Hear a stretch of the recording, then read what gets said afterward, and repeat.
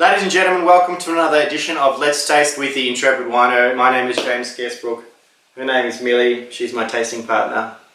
And thank you very much for watching. I have a bottle here that I've actually been saving for quite a while. It was gifted to me by my wonderful older sister, who happens to be visiting from WA at the moment, so I thought it might be nice to open this with her. It is a wine from Bortoli, possibly one of Australia's most important family-owned wine businesses, and it is the Noble One, arguably their most famous wine, and probably Australia's most famous sweet wine, dessert wine.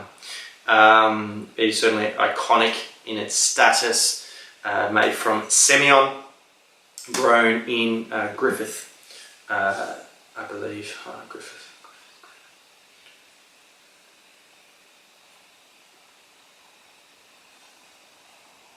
I think it's Griffith. Certainly a warm part of Australia. And it is a Botrytis, hence noble Botrytis wine. For those who do not know, Botrytis is a fungal reaction that occurs on the grapes, on the vines, that basically shrivels the grapes and basically concentrates the sugar.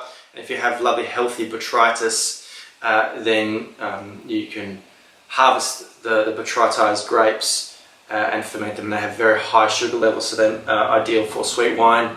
Arguably the most famous region for Botrytized sweet wines is in Bordeaux, like Sauternes, Barsac, that kind of area, and the varieties they use there, Semillon and Sauvignon Blanc typically. So this is, I guess, Australia's answer to the sweet wines of Bordeaux, and this is the 2003 vintage.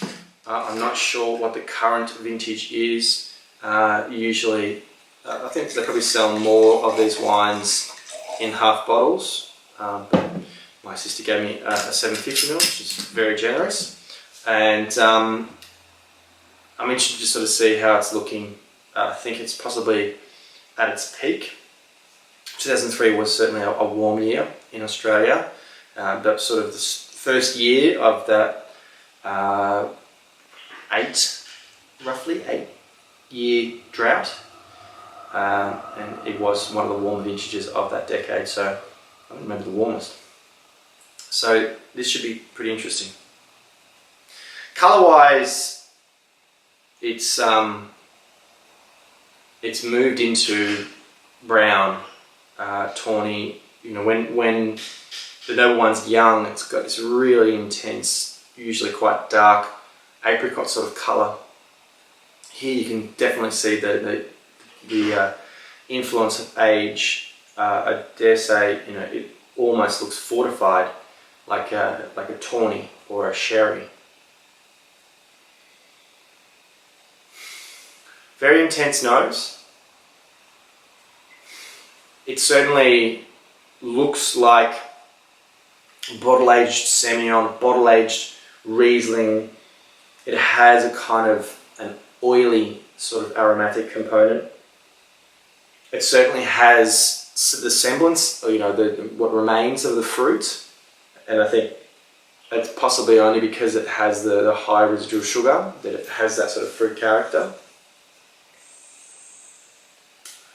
Quite treacly.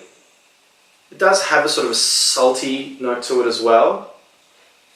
Very, you know, marmalade-y, but it's sort of interesting to look at this wine with a bit of age on it, because it does look quite different, and I'm interested to see what it looks like on the palate, so let's taste.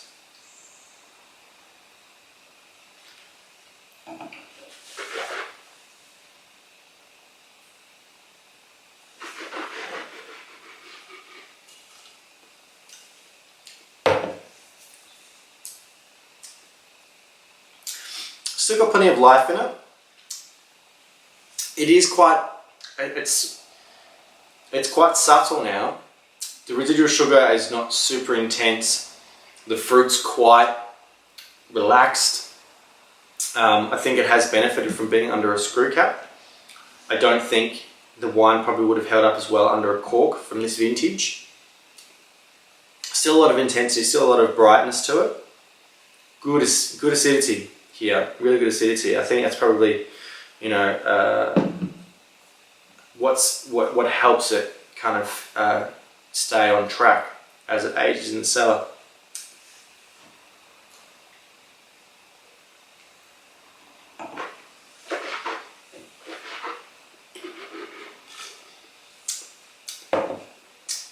Pretty well balanced. I would say that's possibly a reflection of the vintage, being a warmer vintage. So it has probably developed a little bit faster. It looks really, really interesting. I'm sort of keen to see how this wine evolves over, you know, the next day or two. Very fascinating, very fascinating. Look, if you do get the opportunity to look at some sweet wines with a bit of age, they do look quite different. You know, there are some examples from Australia, like the Noble One, you know, like sweet Rieslings, Semillon, Sauvignon Blancs. They're ideal to look at. So if you can find some, you know, put them down, or you know, find some older examples, because they do look quite different with age. You know, I am just starting to see the hint of some savoury characters, which is really interesting. Well, thank you very much, guys, for watching this video. Thank you, of course, to my sister for generously gifting me this bottle that I've held for quite a while. And thank you to Bortoli for producing this wine. If you did enjoy this video, please hit that like button. Make sure to share it on social media.